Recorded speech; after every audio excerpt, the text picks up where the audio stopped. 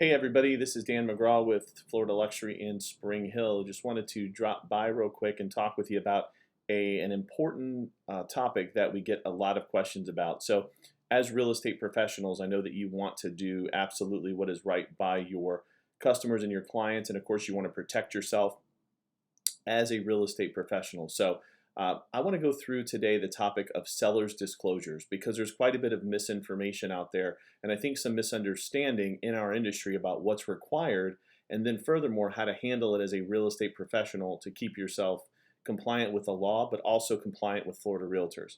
So let's quickly discuss what is the seller's obligation to disclose about their property. And what Florida Realtors tells us is that it is law that they disclose anything that affects the value of the property. So anything that's not readily observable by a buyer. So if you or I were at their home and it was something they could see, for instance, a crack down the front of their house that's very visible, that is readily observable. But if it's something that's not observable, this is where disclosures start to come in. And we always tell you that you should have them over disclosed, like let us know what they know. But another piece to this is that we need to be disclosing things that are truly known to the seller. So if the seller isn't sure, then we need them to say that they're not sure. We're really looking for correct and accurate information.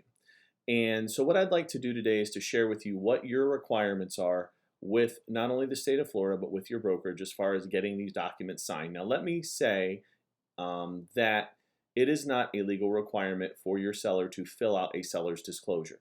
What I mean by that is if they disclose in some other vehicle, like verbally or something, that is legal. However, because you're in the real estate business and you have a license to protect, you of course want to make sure that you get this in writing, because as we know, if it's not in writing, then it did not happen. So let's move forward and talk about what requirements we have as realtors to the disclosures. So we first have the seller's real property disclosure statement. This is the Florida Luxury branded seller's disclosure property statement when someone is selling a residential home. So there is going to be some information in here, and we're not going to spend a lot of time in this video today going over the details, but I just want to make you familiar with all the forms. So when someone lists a home with you, this is the form that they should be filling out, seller's real property disclosure statement. It gives them a lot of questions to answer. If they are not sure, they can simply fill in the question mark. If they're unsure of something, I would prefer to see them fill in a question mark than to guess. For instance, if they're not sure if it's septic or sewer, then they should put that they don't know. I don't want a seller to guess at this, because this is a disclosure which they can be held to in a legal situation. So again, we're only asking them for honesty. We're not asking them to know everything about the property. So as you see, we will roll through this just quickly. There are going to be places for them to disclose, and we want them to fill this out. You as the licensee should never fill this out. This should always be completed by the seller. And then this should be furnished to the buyer's agent so that they can give it to the buyer, right? So this is the first of several forms we're going to look at today. This can be found in the back office under the seller tab, and one of the, I apologize, under the listing tab, and this is a seller's real property disclosure statement. We're going to next move on to the vacant land disclosure statement. This is when someone's selling a piece of property that does not have a structure on it. There's also a duty to disclose about what a seller could potentially know about vacant land. So this is going to be the form that you're going to use. This is, again, is a Florida Realtors approved vacant land disclosure form. There's going to be lots of questions on here.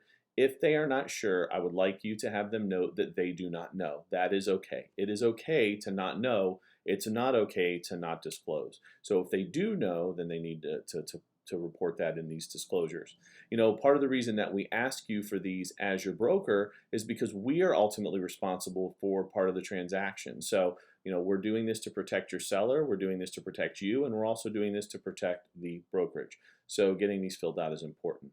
The next form that we're going to take a look at here is the seller's notice regarding vacant land non-disclosure. So what is this? This is when you list a piece of property or a piece of vacant land, and the seller, for instance, lives out of state and has never seen the property. Now, I want to preface by saying that this should not be your default form with vacant land or with homes. And I do oftentimes hear people say, well, they're not sure, so we're just not going to provide a disclosure. And that, folks, is not the right way to handle this. You should encourage your sellers to disclose what they know in writing. That is going to protect them. But in the unlikely event that they have never seen the property, they've never been here, and it is a vacant land listing, this vacant land non-disclosure will serve. And basically what this says in short is the seller does have a duty to disclose, and the seller is informing the buyer that the seller doesn't possess the personal knowledge to make an accurate disclosure. This will be acceptable in place of seller's disclosures, but I don't want this to be your go-to. I want you to be using the seller's disclosure. So let's take a look at another scenario where this could come up, and we will move here to the seller's disclosure non-occupancy form. So if you have a seller of a home and they say that they've never occupied the property, they live in Seattle, Washington, for instance, and they've never been here, and therefore they don't know what the home's issues are, this is a form that if you cannot get a seller's disclosure signed, and you have tried, that you can use this form in place of that. This is a broker-only form, meaning that there is an extra step involved and that you'll have to contact us at the office, and we will make this form available to you. You might ask, well, why don't we have this form just readily available for everyone to use? Well, years in this business has taught us that if something is easier, it tends to be the go-to. So we don't make this form accessible to you unless you request it. And that is just to make sure that we're doing right by our sellers and protecting them by having them disclose. But essentially this form says the sellers never lived in the property, and therefore they cannot accurately disclose anything about it. However, it does say that the seller strongly recommends that the buyer has a professional home inspection to determine the overall condition of the property. So this is a seller's non-occupancy form. For those of you that work at different offices, you can contact your broker or your administrative person at your office to request this form in the event that your seller does not disclose. But again, I don't want this to be your primary. I want this to be a last-ditch effort at doing something for disclosure, but I want you to always think about disclosing because it protects you.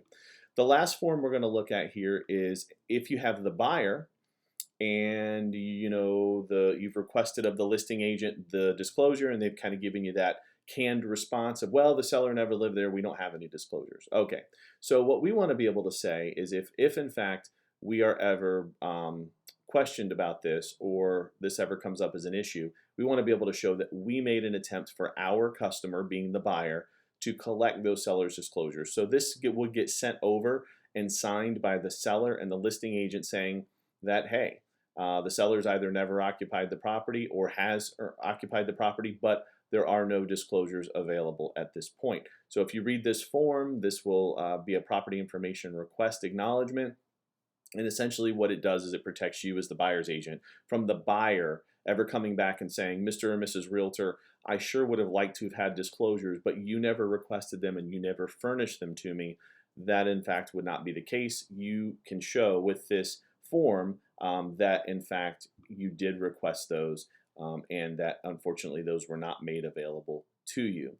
So I encourage you to continue to ask the sellers for disclosures. I encourage you to continue to remain compliant. If you have any questions regarding the information that we've discussed today, or which form is appropriate for your situation, I encourage you to call your broker at your office or to contact your administrative assistant that works at the front desk at your local office. I thank you for your time today. I encourage you to go out and make it a great week. Thank you so much, and we will talk to you later.